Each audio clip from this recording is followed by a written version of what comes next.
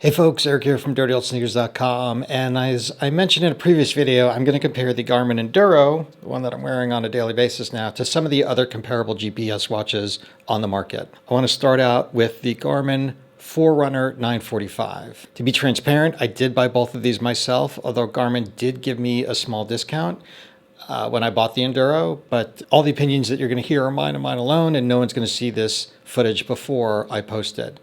For the Enduro, I paid $7.99 for the stainless steel model, and the 945 retails for $5.99. Now, if you're interested in getting either of these watches for yourself, I did put links to them below in the description of this video. Just know that it goes to my Amazon associate account, so I am going to make a couple of shekels off of the sales, but at no charge to you. It just goes to fund the channel so I can make more of these videos and give you my opinion, which I know you are clamoring for. So let's see if the Enduro is worth the extra cash, $200 or $300 more, depending on which version you're looking at. So let's talk about physical size first. The 945 comes in at a respectable 47 millimeters wide by 13.7 millimeters thick. But if you like a larger watch, the Enduro is going to be the watch for you, with a body of 51 millimeters by 14.9 millimeters. When you're thinking about size, you have to consider more than what it's going to look like on your wrist. I'm going to assume that if you're looking at these two different watches, it means that you're probably a multi-sport athlete. So you need to consider what this is going to look like strapped to your bike. Or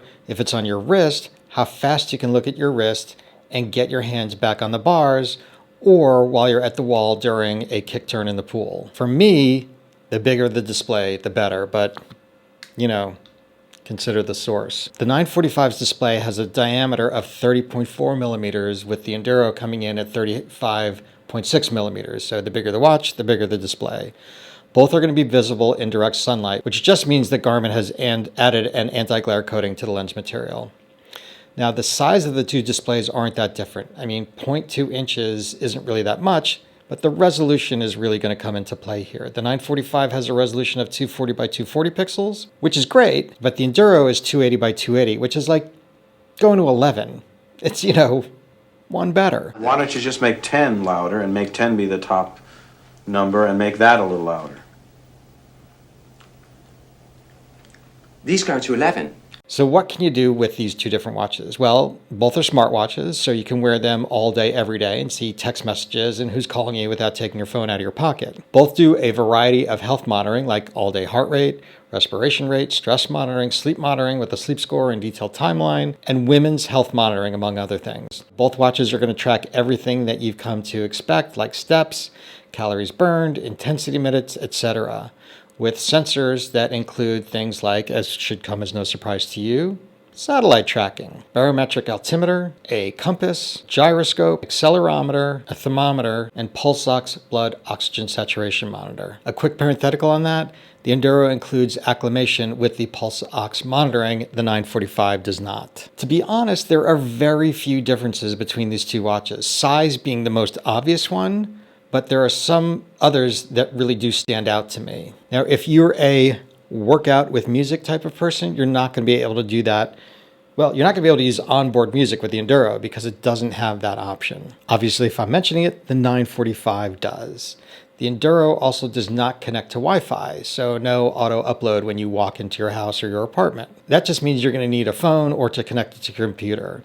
Not a really big deal on either side. On the 945, there are no different battery mode options, and that brings us to the most significant difference between the two, and what I think really sets the Enduro apart from other watches on the market, not just in the Garmin lineup. In a word, battery. Now, you have to make one of two choices when you fire up the 945 to work out. Are you going to listen to music, or are you not? If you decide to listen to music while using the GPS, you get up to 10 hours of battery life. GPS without music, up to 36 hours. Or if you're not working out and you're just using it as a smartwatch, the battery's going to last you up to 2 weeks. Like I said, I think battery life is what sets the Enduro apart from other watches on the market.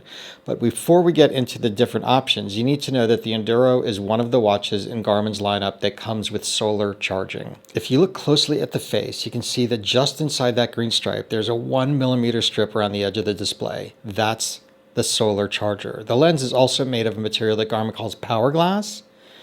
That's also going to help to charge, but at a much lesser degree. Really, the band is where you're going to get most of your solar charging from. So on to how long it's going to last between charges. Now there are a number of battery modes to choose from depending on the kind of activity you're doing, how long you need to do it, and what sensors you're going to use while you're doing it. So for smartwatch, up to 50 days, 65 days with solar charging, so you get an extra 15 days potentially. Battery saver mode watch, up to 130 days. That increases to a year with solar charging.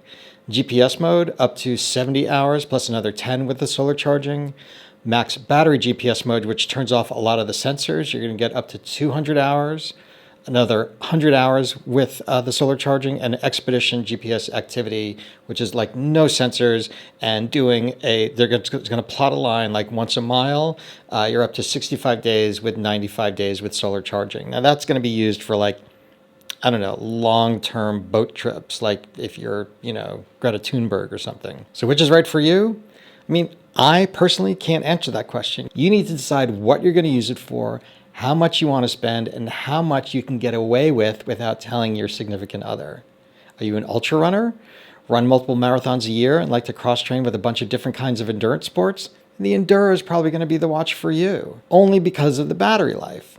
However, the 945 packs a huge punch and is a lot more cost-effective, although $600 is nothing to sneeze at. That's about it, folks. If you're interested in getting either of these watches for yourself, like I said earlier, I put links in the description of this video below. It goes to my Amazon associate account, so I'm going to make a couple of shekels at no charge to you. It just goes to fund the channel so I can make more of these videos. And if you like this video, please hit that like button below. Get this up into the YouTube algorithm a little bit more. And if you like gear reviews, race reviews, anything endurance sports related, I'm your guy. Hit subscribe and the bell next to it so you get notified when I put new videos up just about every week, every other week, once a month.